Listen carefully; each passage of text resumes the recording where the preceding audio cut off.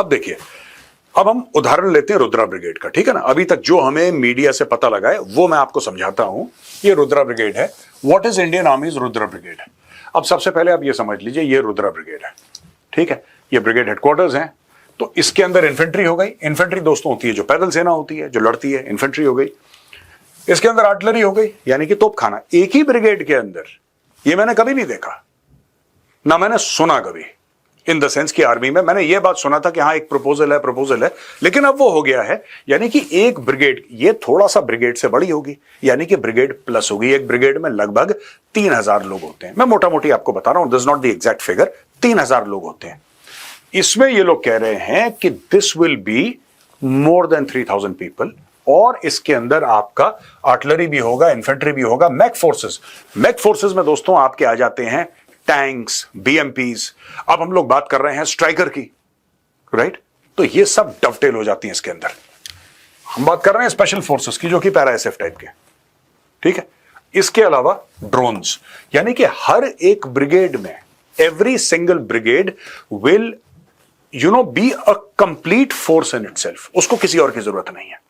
वो अपने दिए हुए इलाके में अपने बताए हुए ऑपरेशंस बखूबी निभा सकती है तेजी से।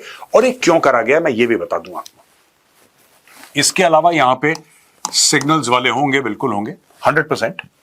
आपके ईएमई वाले होंगे 100% होंगे, वो जरूर। देखिए बैकएंड पे जो होगा। और फिर लॉजिस्टिक्स, मैं उसके बारे में भी समझाऊंगा दोस्तों आपको। लेकिन ये समझने वाली बात यह है कि एक ब्रिगेड, जो कि कभी ऐसा नहीं हुआ, जो आर्टिलरी ब्रिगेड थी उसमें आर्टिलरी की 3 जो यूनिट्स थी वो होती थी। 3 यूनिट्स मिला के एक आर्टी की ब्रिगेड बनती थी। आर्मर्ड में भी 3 रेजिमेंट्स होती थी, उसको मिला के एक आर्मर्ड ब्रिगेड बनती थी। या कभी कभी मिक्स एंड मैच हो गया कि मैक की 2 हो गई, एक आर्मर्ड की हो गई, आर्मर्ड की 2 हो गई, एक मैक की हो गई, etcetera etcetera. Mix and match चलता था। उनका क्या होगा आगे चल के, this they are not talking about right now. तो हमें नहीं पता कि उसका क्या होगा आगे। लेकिन जो बताया वो ये बताया है कि इस तरीके से एक ब्रिगेड हो जाएगी जिसके अंदर इन्फेंट्री भी होगी, पैदल सेना भी होगी, इसके अंदर तोपखाना भी होगा, इसके अंदर पैरा एसएफ वाले भी होंगे, इसके अंदर मैक फोर्सेस भी होंगे, इसके अंदर ड्रोन्स भी होंगे, सब कुछ होगा। और ये ड्रोन सिर्फ रिकॉनेसेंस के ड्रोन्स नहीं, ये मारक क्षमता रखने वाले ड्रोन्स, कामिकाज़ी ड्रोन्स। तो जब आपने एक ब्रिगेड को लड़ाई में लॉन्च करा तो उस ब्रिगेड के पास सारे हथियार हैं। मैक फोर्सेस का क्या फायदा है दोस्तों? मैक फोर्सेस का सबसे बड़ा फायदा क्या है? It is shock and speed. आप टैंक को ले लें, बीएमपी को ले लें, उनका सबसे बड़ा फायदा है शॉक। जब टैंक आता है झटके से, जब वो फायर करता है, जिस स्पीड से टैंक जाता है, आपने क्या करा है यहां पे कि आपने लड़ाई की रफ्तार बढ़ा दी। आप समझ रहे हैं दोस्तों? ये सब आपने लड़ाई की रफ्तार बढ़ा दी। अच्छा, जहां स्पेशल फोर्सेस होंगे, बिकॉज ये लोग पैरा एसएफ वाले हैं, जहां पे पैरा एसएफ वाले होंगे वहां पे एयरक्राफ्ट तो होंगे ही होंगे।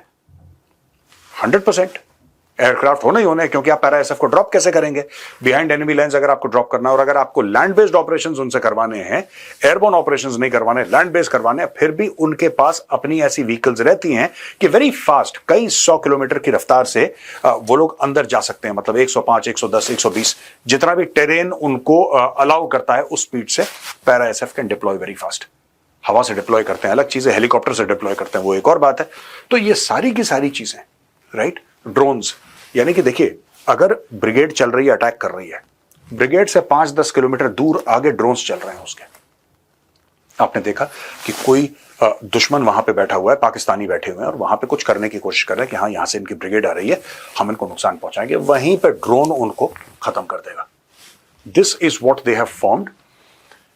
Sources told CNN News 18 that 2 infantry brigades have already been restructured into Rudra Brigade. 2 का हो भी गया रिस्ट्रक्चर, ये चल रहा था इसका मतलब। Until now the army operated brigades based on individual arms, जैसा मैं आपको बता रहा था कि individual arms, आर्मर्ड का है तो उसमें टैंक्स ही होंगे या बीएमपीज होंगी, इन्फेंट्री वाला होगा तो उसमें पैदल सेना ही होगी, या फिर आर्टिलरी वाला होगा उसमें तोपखाना ही होगा, या किसी का बोफोर्स हो गया, या कोई और प्लेटफॉर्म इनके पास हो गया। लेकिन कभी मिक्स एंड मैच नहीं देखा मैंने, होता भी नहीं था मिक्स एंड मैच। अब मिक्स एंड मैच अप्रूव कर गया है और कहते हैं part of the plan 250 single arm brigades, 250 brigade. दोस्तों क्यों इतनी बड़ी खबर है, क्यों हम कैप्सूल में कवर कर रहे हैं? ये 1-2 ब्रिगेड की नहीं है, ये कह रहे हैं कि 250 सिंगल आर्म ब्रिगेड्स, जिसमें एक में 3000 से ज्यादा बंदे होते हैं, are now being converted to all arms ones with integration of fighting elements like infantry, mechanized, armored, artillery, special forces and UAVs. और यहां पे अगर आप देखेंगे दोस्तों, रुद्रा ब्रिगेड्स जो हैं कैसे कंसिस्ट करती है, इसमें बहुत बड़ी customised logistics and combat support, ये बहुत बड़ी बात है। और ये ऑपरेशन सिंदूर के बारे में अगली स्लाइड में मैं आपको बताऊंगा कि क्या बोला था माननीय रक्षा मंत्री जी ने। बहुत इंपॉर्टेंट बयान है रक्षा मंत्री जी का, it's very very important, right, जो उन्होंने अगली स्लाइड में मैं आ रहा हूं। लेकिन एक बात मैं आपको एक और बात बता दूं कि जैसे भैरव लाइट कमांडो बटालियंस है, these are also special forces battalions, ये बॉर्डर के इलाके के पास रहेंगी, line of control, line of actual control. अब कोई भी अगर, and these will be trained special forces, जाहिर सी बात है, light commando battalions trained special forces, इनको क्या करना है, किस तरीके से जाना है, किस तरीके से सरहद के पार जाना है, दुश्मन को मारना है। दुश्मन को बिल्कुल आइडिया यह है कि दुश्मन डर में रहे, 24 घंटे डर में रहे।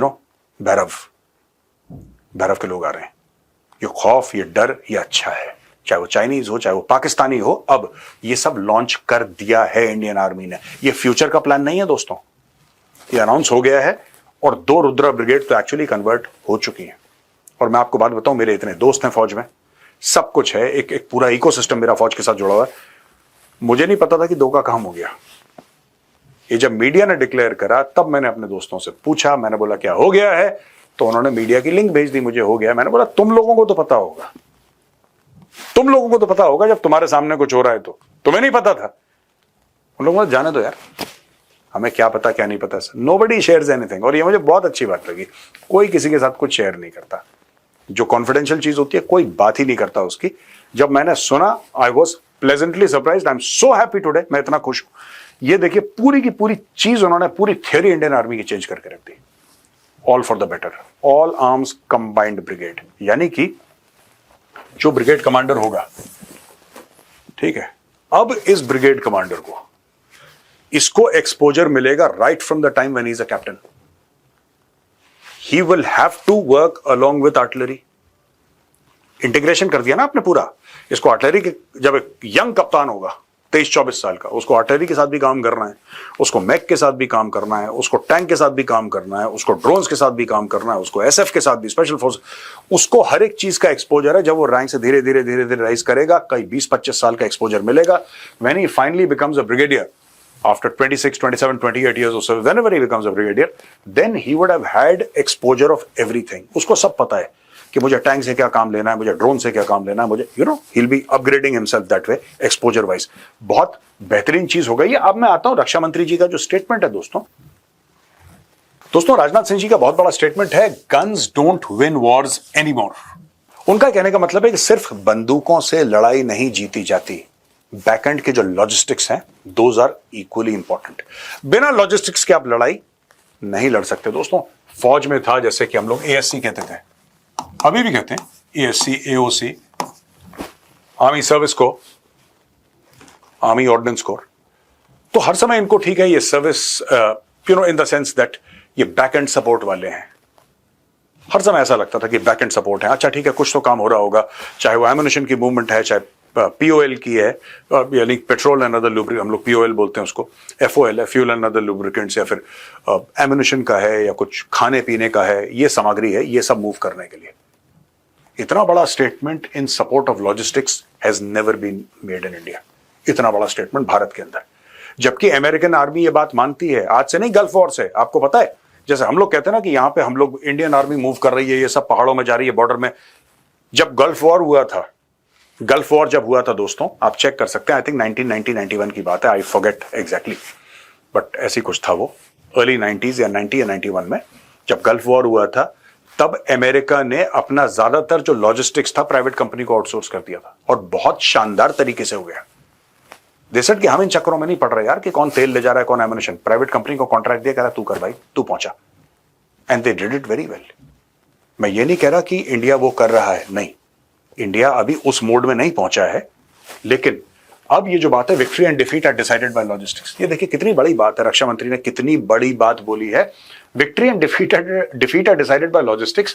The whole world witnessed this during Operation Sindoor. Singh said during a virtual address at the third convocation of Gati Shakti Vishwavidyalaya, a logistics-focused university under the Ministry of Railways. He said, Operation targeting terror infrastructure in Pakistan showcased how the coordination of multiple agencies ensured the required material reached the right place at the right time. अगर back and आपके logistics ठीक नहीं होंगे boss, आप लड़ाई नहीं जीत सकते। और एक और बात मैं बताऊं, ये तो खैर ठीक है, ऑपरेशन सिंदूर था, ये 4 दिन की लड़ाई थी। माउंटेन्स में तो आप खत्म हो जाएंगे, आप मर जाएंगे, आप बर्बाद हो जाएंगे विदाउट लॉजिस्टिक्स, आप बच नहीं सकते। आप 48 घंटे नहीं बच सकते without logistics in the mountains. ये इतना क्रूशियल है, इतना क्रिटिकल है। Calling it a defining factor in modern warfare, Singh said, wars are not won by guns and bullets alone, but by their time-bound delivery.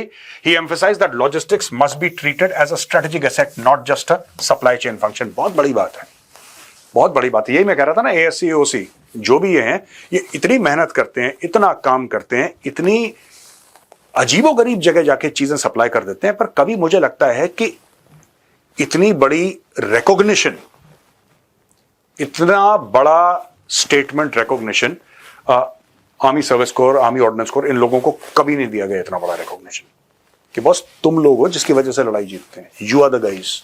ऐसा कभी नहीं बोला, ये अब बोल दिया। And I am really thankful to the honourable रक्षा मंत्री, बहुत अच्छी बात करी है। Using real-world examples from the armed forces, Singh said logistics means different thing across the Army, Navy, and Air Force. For the Army, it means weapons, fuel, rations, and medicines reaching remote areas. For the Navy, it is about spare parts and equipment reaching ships. For the Air Force, uninterrupted ground support and fuel supply is the key. तो हर जगह अलग-अलग चीज है, लेकिन the core is that the Ministry of Defense has finally spoken up and said that it is logistics that wins wars. Very very important statement. दोस्तों, मैं आज थोड़ा सा खुश हूं, इसलिए मैंने बोला कि स्मार्ट बोर्ड पे आके आपको समझाऊं। ये रुद्रा और भैरव बटालियंस को सुन के तो दिल गदगद हो गया, सोचा आपके साथ जरूर शेयर करूंगा।